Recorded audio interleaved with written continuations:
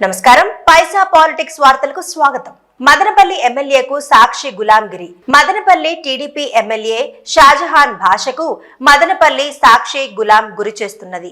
సాక్షాత్తు టీడీపీ అనుకూల ఆంధ్రజ్యోతి ఈనాడులో ఎమ్మెల్యేపై వ్యతిరేక వార్తలు ఇస్తుంటే ప్రభుత్వ వ్యతిరేకత ఎమ్మెల్యే పట్ల వచ్చే ఆరోపణలపై వార్తలు ఇవ్వాల్సిన మదనపల్లి సాక్షి సిబ్బంది ఎమ్మెల్యేకు పూర్తి అనుకూలంగా మారిపోయారు. దీనికి ఉదాహరణ ఇవాళ ఈనాడు ఆంధ్రజ్యోతిలో వచ్చిన కథనాలు. తహసీల్దార్ కాజాబీ ఎమ్మెల్యే వేధింపులపై మంత్రి లోకేష్ కు ఫిర్యాదు చేస్తే సాక్షిలో చిన్న ముక్క లేదు. అదే ఈనాడు ఆంధ్రజ్యోతిలో ప్రముఖంగా అచ్చువేశారు. ఇది సాక్షికి కనబడలేక కాదు, ఎమ్మెల్యే షాజహాన్ పై ఈగ వాలనీయకుండా చూసుకుంటున్నారు.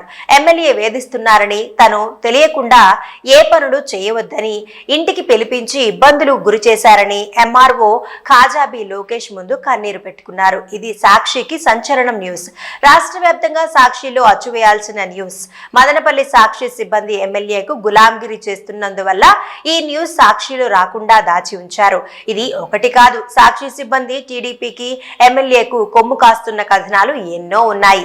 ఇప్పటికైనా సాక్షి కలు తెరుస్తుందా?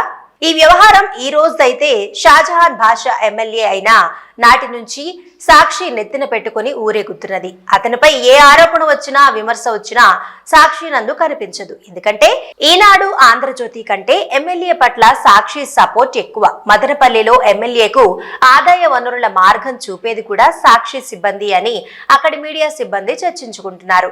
సాక్షి మాది అని చెప్పుకునే వైసీపీ నాయకులు కూడా పాపం ఘోరమైన స్థితి.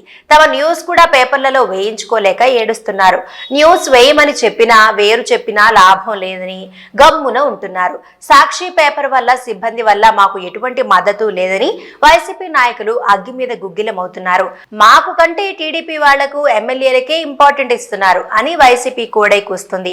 దీనికి సాక్ష్యము ఉందని వైసీపీ నాయకులు చూపిస్తున్నారు. ఎమ్మెల్యేకు సపోర్ట్ గా రాస్తున్న న్యూస్ చూస్తే చాలు అని చెప్తున్నారు. సాక్షి సిబ్బంది ఎమ్మెల్యేకు సపోర్ట్ అని చెప్పడానికి ఇంతకంటే ఏమి చూపాలని వారు చెప్తున్నారు.